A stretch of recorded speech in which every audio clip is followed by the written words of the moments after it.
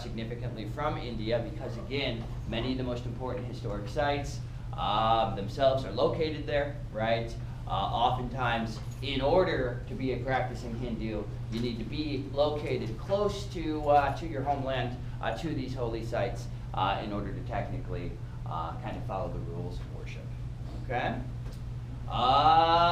No founder. Well, obviously there was a founder. We just don't know who it is. Remember, technically Hinduism is a mixture of multiple religions, and so there might have been multiple founders. But again, we're not sure. That's the case with ethnic faiths. All right. Where is it religion dominant across the world now? It's dominant in India. All right. We have some folks that practice it in the United States as well, obviously, but nearly all Hindus are located in India itself.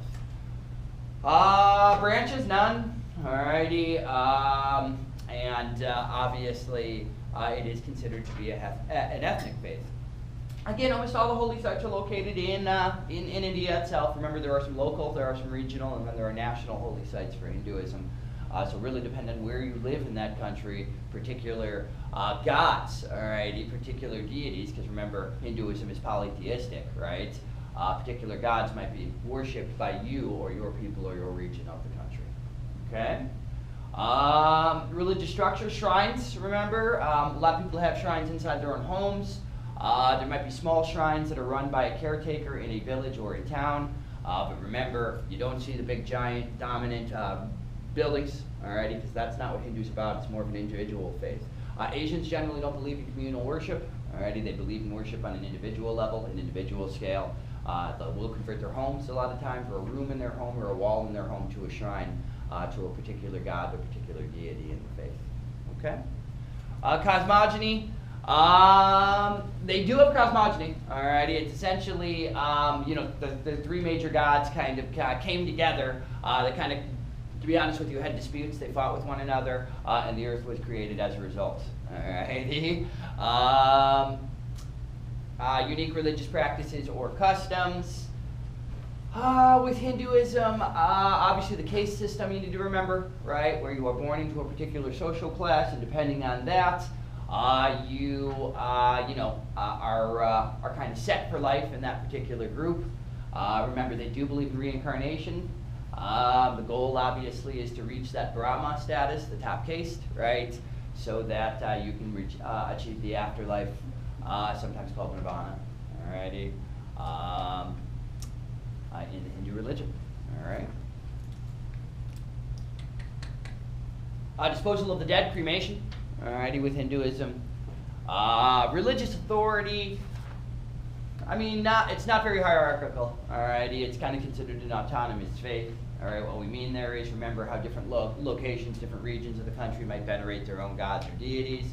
And so therefore, there's not a single person that's in charge of the Hindu religion who tells people or leads instruction, leads the messages. Alrighty, questions?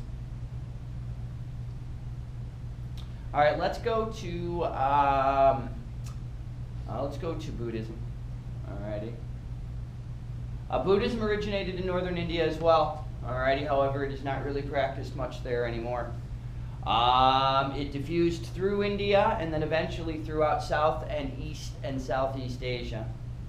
All right, it's dominant today in East and Southeast Asia. Ironically enough, it does not exist in large numbers where it originated. All right.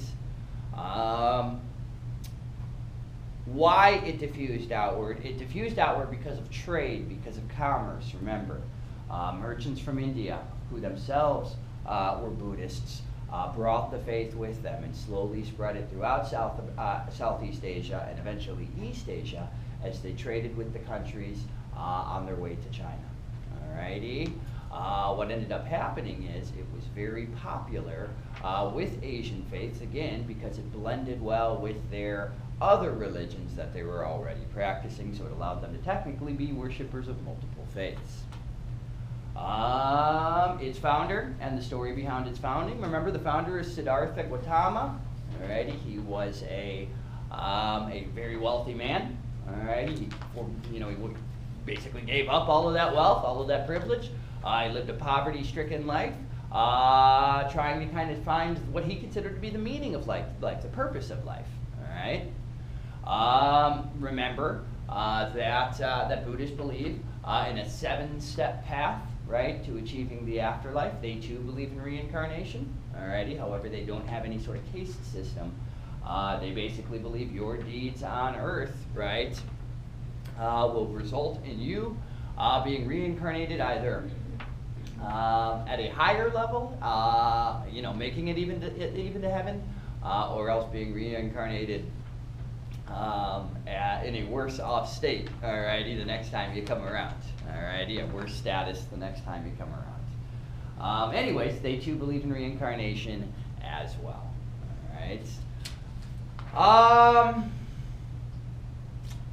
Again, we already kind of covered where it's dominant, alrighty. What are its branches? There are 2 branches of Buddhism, Mahayana and Theravada, alrighty. Mahayana Buddhism is considered to be a more strict version. Alrighty, I should say Theravada is the stricter version. Alrighty, when we think of Buddhist monks, we're normally thinking of Theravada. Alrighty, generally strict sacrifice, suffer. Alrighty, on earth to demonstrate your devoutness. So that you can achieve the afterlife, right? Nirvana as well, they sometimes refer to it as where there is no suffering at all. Alrighty.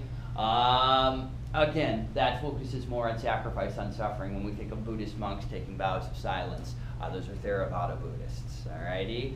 Mahayana is more recent, it's more modern, it's considered more compassionate, more peaceful.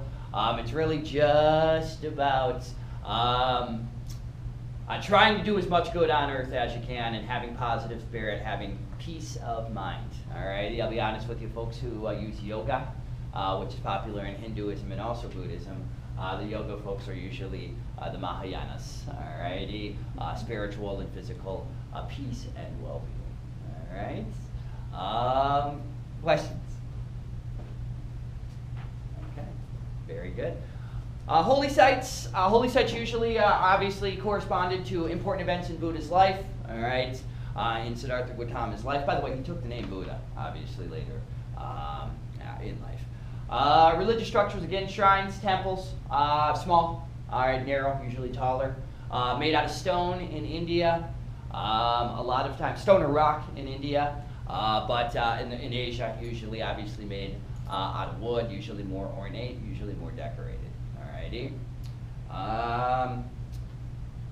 Cosmogony doesn't try to explain the world, so no cosmogony, doesn't try to explain how the world was created.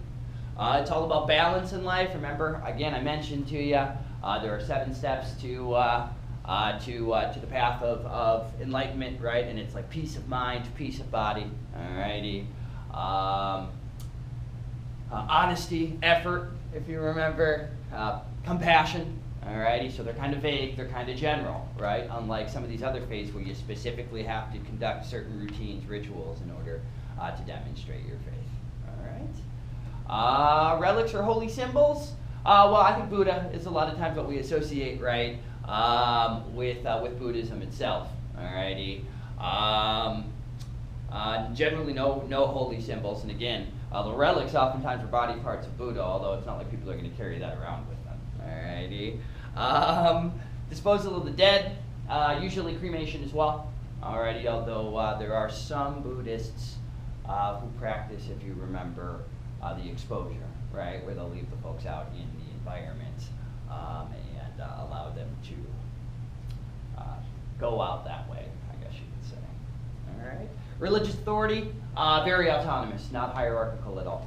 Alrighty, again, the individual messages from place to place to place are going to vary. There's going to be individual Buddhist leaders in various towns, various cities, various regions, without anybody technically overseeing them all. All right.